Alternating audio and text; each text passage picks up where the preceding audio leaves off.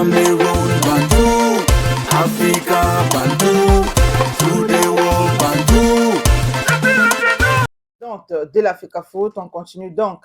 Avec elle, il faut dire que toujours hier, elle a rencontré quelques autorités, voilà, et du moins, elle a fait une réunion, si je peux dire ça comme ça, À au l'hôtel siège de la Hilton. fédération. Ok, Non, à l'hôtel, oui, tu as raison.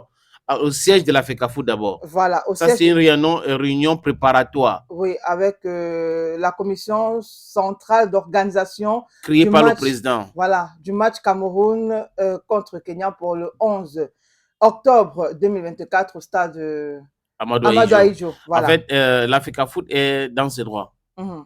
J'ai parcouru quand même le décret de 2014, la convention de 2015 et son annexe.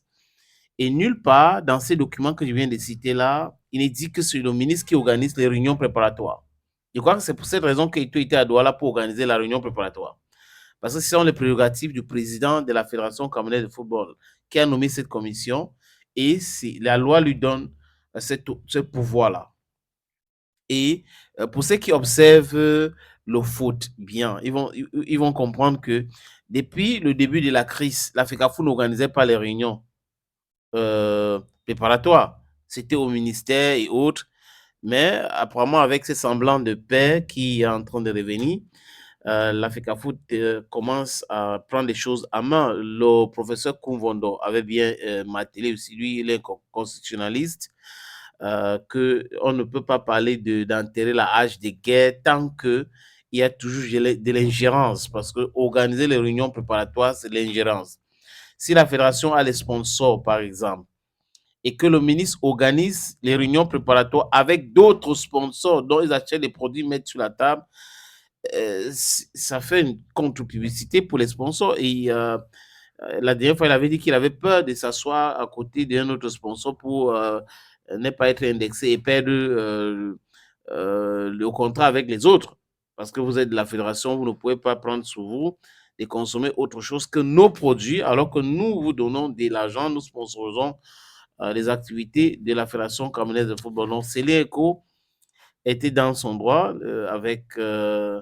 en organisant cette réunion où il y avait les représentants du ministère de la Communication, ministère de la Santé, la gendarmerie, la police, le représentant du gouverneur.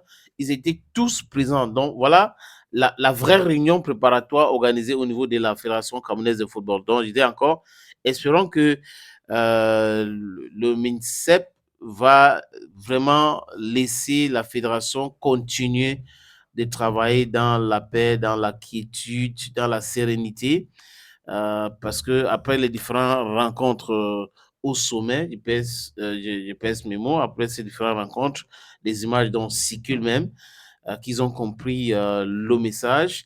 Et n'oublie pas aussi que avant la réunion dite préparatoire, qui était une réunion de concertation, je vais dire ça comme ça, au niveau du ministère des Sports et de l'Éducation physique, Céline Eco était déjà au ministère des Sports. Elle avait rencontré le ministre et le ministre avait publié en disant qu'il a donné l'audience il a accordé l'audience à Céline Eco, premier vice-président qui était l'envoyé du président de la Fédération camerounaise de football. Ils se sont dit quoi? Rien n'avait filtré à cette époque. Et quand on voit le déroulement aujourd'hui, qu'il y a la FECAFOOT qui organise la réunion préparatoire, il y a la rencontre entre Céline Eco, premier vice-présidente de la Fédération camerounaise de football, et le staff remanié, parce qu'après la réunion préparatoire au niveau de Tinga à Yaoundé, dans le siège de la Fédération camerounaise de football, Céline Eco a pris la route pour l'hôtel Hilton pour aller rencontrer le staff remanié des Lions Indomptables. Et donc, on va passer d'une